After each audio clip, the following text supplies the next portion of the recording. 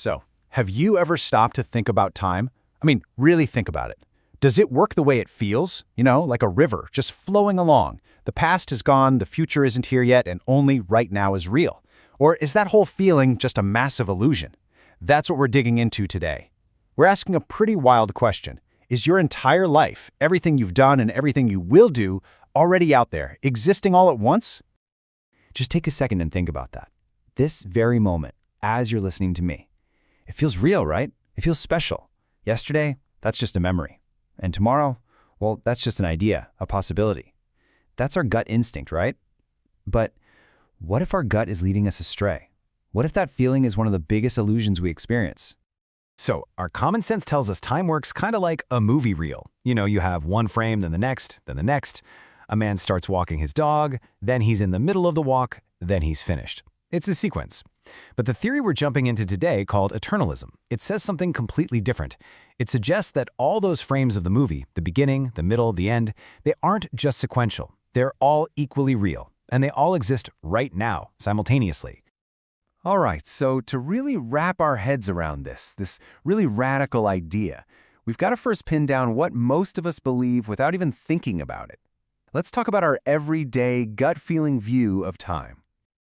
Okay, so this idea has a name. It's called presentism, and it's super simple. It's the belief that only the present, the now, is actually real. The past, it's gone. The future, it's not written yet. They're not real places you could somehow travel to. They're more like concepts. The past was real, and the future might be real. Sounds about right, doesn't it? It's simple, it's intuitive, and it might be totally wrong. Okay, so let's get to the main event. Let's talk about the big challenger to presentism. And this isn't just some philosophical thought experiment. Nope, this view of time comes straight out of physics. And believe me, it completely turns our everyday experience on its head. This idea is called Eternalism, and it suggests that the past, the present, and the future are all equally real. The year 1924 is just as physically real as this very moment, and so is the year 2077. So according to Eternalism, future events aren't just going to happen, they're already there. Think of it like this. Paris exists right now, even if you're in Tokyo. In the same way, the future exists, even though you aren't there yet.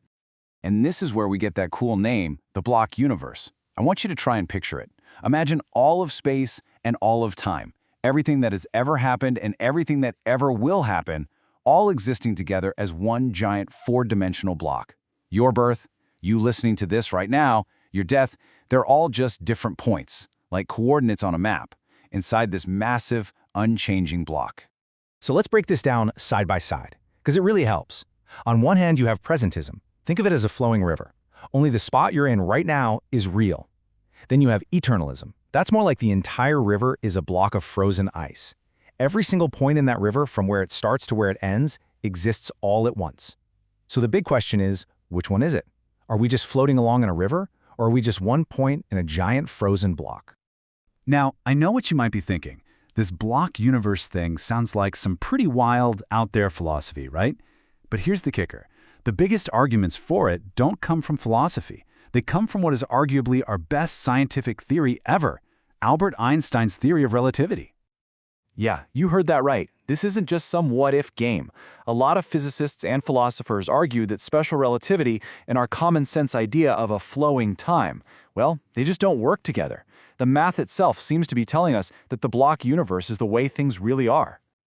So the key ingredient here is a concept called the relativity of simultaneity.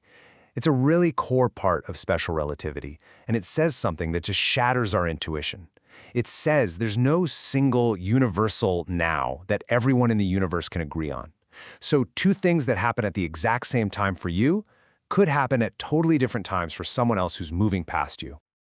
And this is the perfect way to see the problem. Let's say you have two people watching the exact same thing happen. Because one is moving and the other isn't, one person might see two events happen at the exact same instant, while the other person sees one happen way before the other. So, who's right? Well, here's the truly mind-bending part. Einstein's theory says they both are. Their now is different. There is no single absolute now. So if there's no special, universal now that we all share, what happens to the idea that only the present is real? It kind of falls apart, right? If your now and my now are just different slices of this space-time thing, well, that strongly suggests that all the slices have to be equally real.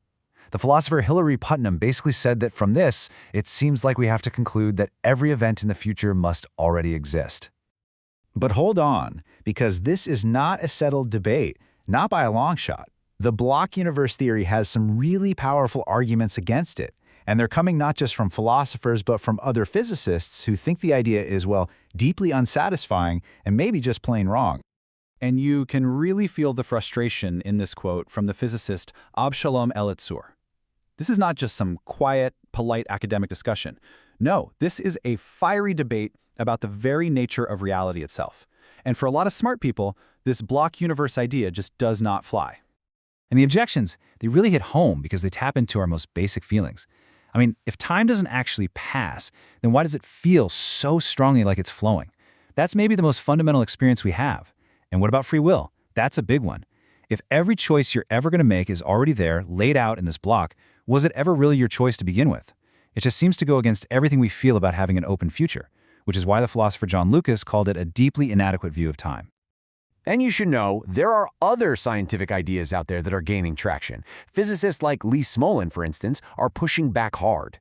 He argues that the passage of time isn't some illusion our brains cook up, it's a real fundamental part of the universe. He even has this wild idea that maybe the laws of physics themselves aren't set in stone, but that they actually change and evolve over this real flowing time. So, where does that leave us? This isn't just some abstract argument for people in labs and universities. Whichever side is right has huge, profound implications for how every single one of us thinks about our own life. I mean, think about it. If eternalism is true, if the block universe is real, it means every moment of your life is already out there. Every high, every low, every single decision you think you're about to make, it's all just a permanent, fixed feature of space-time. So, does that mean free will is an illusion? Or does it just mean that what we call choice was always part of the cosmic map? It's staggering to think about. And that leads us with a really powerful final thought. Let's say your life is a book. Presentism is the idea that you're writing the pages as you live them. But eternalism? It says the book is already written, bound, and sitting on a shelf. You're just experiencing it page by page. So let me leave you with this question. If you knew for a fact that the final chapter of your life was already written, would that change how you live the story today?